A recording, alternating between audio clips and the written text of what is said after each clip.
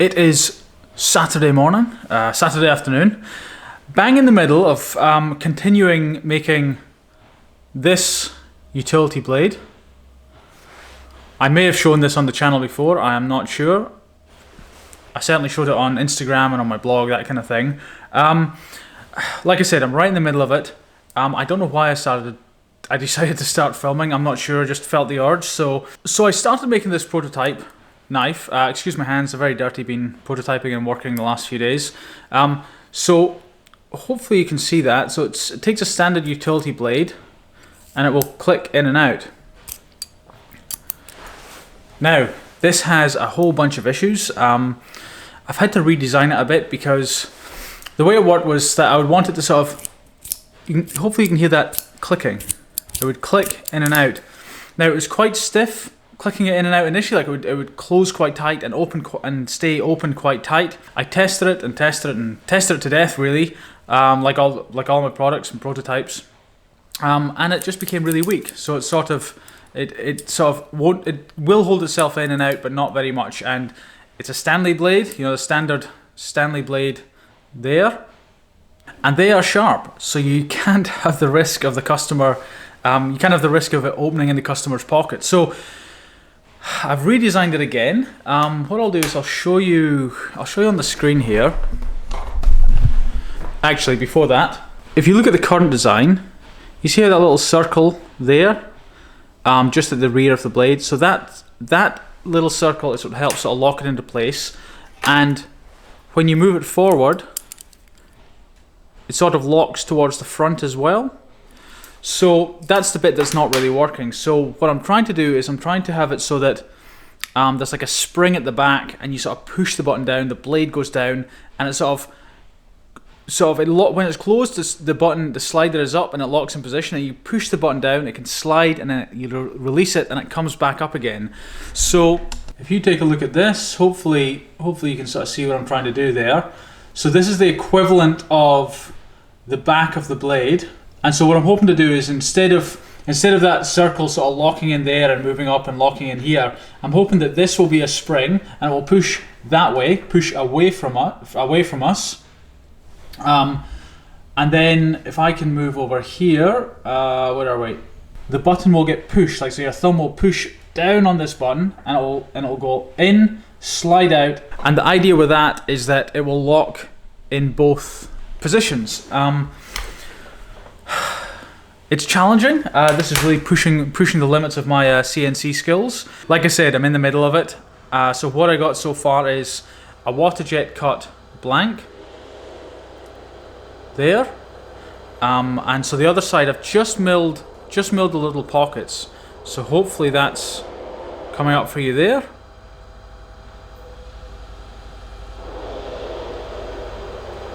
So what I'm going to do now is flip it over in the CNC machine and mill the other side of it now. And again, this is just sort of crude prototyping, the fixtures and everything. It's all sort of just get it done kind of mentality. It's not, you know, set it up to make 500 of them. It's, you know, it's not like that. So there's no point making fancy fixtures. So the way you'll see it getting held in is quite crude, but functional. So yeah, as you can see, a little bit crude, that fixture, but as long as it works. Was just about to start milling the other side and realised I hadn't actually done the program to do that. So if you look on here, this is the bit I just did, so you didn't see it. You've seen the result of this. So what I'll do is I'll run this, I'll do a quick simulation, and you will be able to see kind of what's happening here. So I will speed it up. But basically that's the operation that was done. A little 2.5 millimeter diameter carbide end mill, just pockets out the titanium, and that's it really. Just kind of as simple as that. And like I said, flipping it over now to do the other side, do the front side. Now I need to clear away this area here. I need to clear that away. However, if I do cam on that area, it sort of starts to cut into this top area.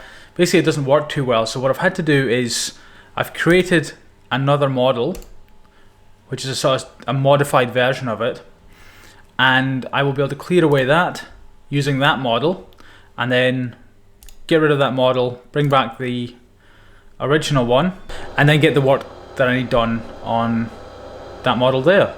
So I've already done the CAM, which is, just in case you don't know, computer-aided machining. So you've got CAD and CAM, computer-aided design, which is the designing part, and CAM, computer-aided machining, which is where the software kind of, you know, it chooses the tool path, chooses how the end mill is going to go in and cut, how it's going to cut, where it's going to cut, that kind of thing. Sometimes you sort of have complete control over it, and sometimes you just say, hey look, I want that cleared out, and you let it do its thing. So I'm using one that's called, I believe, adaptive clearing. So if you, I've done pretty much all of this CAM. I did it a while ago when I was doing this first version that I showed you earlier. So that was from a few weeks ago, maybe even a month ago. I spent quite some time getting to this stage. It took a lot of work, and like I said, it's not quite right. So most of the work is kind of done already, but this is the tool is called a T8 on my side, but what the tool actually is a 5mm diameter 4-flute carbide end mill. I use carbide for, that's what you need for titanium, so every tool I use is carbide. So this shows you here the path that it's going to do. Now I could come in, hopefully you can see down at this end here, I could come in at this end rather than sort of coming down in a helix up here. So you can see this red area, that's a helix, or what it is it helixes down like that into the material. You got to do that slowly, obviously, because you can't just plunge directly into titanium or other metals for that matter. I could change it. I'm not going to. I know that this works. I've done it before. I could change it. It'll be a little bit more efficient and better on the end mill, but it's just not worth it. You just need to get, you know, sometimes when generally when you're prototyping, you're just trying to get stuff done. You're not trying to get efficient or anything like that. So this is what this is going to look like. So it's going to pocket out all that. After it's pocketed out, all the edges around here, so all these edges here, because this is doing what's called adaptive clearing, you know, it's just sort of doing its own sort of algorithmic thing to clear out the material. The edge isn't left very nice. There's lots of ripples and things, so I'll go in afterwards and do this operation, which you can see the blue line, it will go all around the inside. And after that, that's it for this one. After that, it's just going in a little bit more into the details. So what you're seeing is a simulation as if the whole thing is one giant chunk of metal. That's just how it simulates it. So I'll just speed it up a bit and give you a different view, and you'll hopefully be able to see what's happening. So you can should be able to see there. It takes a while. Again, I'll speed it up even faster. So it does like maybe a 0.8 mil or something step over, so it's just taking a little bit off at a time, and it tries to keep the load on the end mill the same. So the computer chooses the algorithm, like I'm letting the software, the CAM software, choose where it's going to go and how it's going to do it and that kind of thing. Like I just say do that area, and it figures out the rest, which is pretty awesome. That last skim is using a 2.5 end mill tool, because I need to get into that sort of small radiuses kind of around sort of in the corners and that kind of thing. So that's looking okay. Time to machine it, really. You gotta put your past behind you. Look, kid, bad things happen and you can't do anything about it, right? Wrong. When the world turns its back on you, you turn your back on them.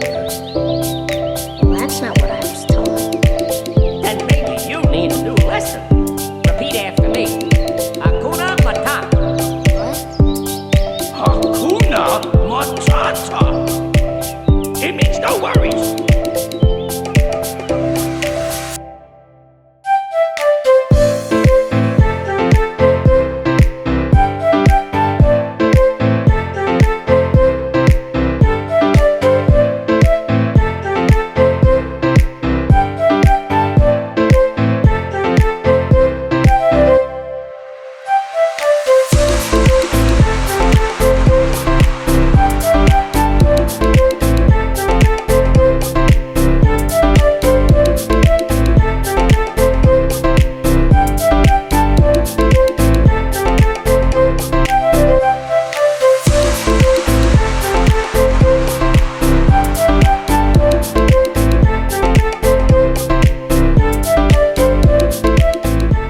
So yeah, you might have noticed the screw up there.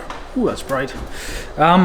Wasn't watching where the toolpath on that last little bit went, and it plunged into the screw and I kind of had to stop it, but these things happen. The next thing is taking this little tag off just there. I left that in, otherwise that little bit of metal would sort of move around and probably snap the end mill. So I'd leave that tag in, machine everything away like you just saw, and now I'm going to go in, hopefully, fingers crossed, and I should be able to just cut that away.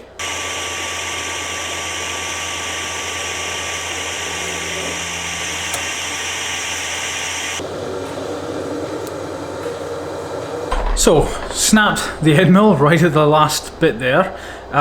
It did, however, cut it okay, and now I'm getting the springiness there, which is kind of what I was after. That's going to hopefully act as a little lever. Just got to play around with that. A little bit messy looking. I mean, it really does look a bit rough, but overall, it's coming together. What I'm really trying to do just now is just see if the function is going to work, the sort of concept that I've come up with, that this little lever is going to spring up and push the utility blade and the button up to the top of the knife, and that would act as a lock, and then I'll push down with my thumb, slide it out, let go, and it should hopefully lock back into position. There's still a lot more work to go, but this is like if I can get this core sort of little bit, this concept working, if I know that's going to work, the rest is just little details. There's really not much to it. Well, there is, but compared to getting this working, it's not too bad. So I'm using the previous button that I showed you in the knife earlier. I just ground the circle. There was a little circle there, if you remember. I just ground that off just because it was catching, old button design. I've not yet made the new button. Now the thing with titanium, grade 5 titanium, is it's so unbelievably springy or elastic or whatever you want to call it. Elasticity, I think they call it. You can bend it so far and it will come back again. So what I've done is, if you take a look here, you will see I have bent the little lever in. Now I had to bend it quite far, like I had to bend it something like out to here just to get it to settle back to the position you see there. Now when I put the, not button, slider, I call it a slider. So when I put that in, you know what, I can't do it facing away from me. I'll put it in and then I'll show you. So that goes in there. And so that's the slider and the blade in. And now, as it stands, it's possible just to push it in and out. That's because I've not put the notches or the steps in the button yet to sort of hook it and lock it into position, then push it down, slide it, and then lock into position again. So I've not put those in yet. That's the next stage. Well, it should be the next stage, depending on how this goes. But you can see it slides in and out, and the idea is that, hopefully you can see this, is that I'm pushing the button down. Hopefully that's coming through okay.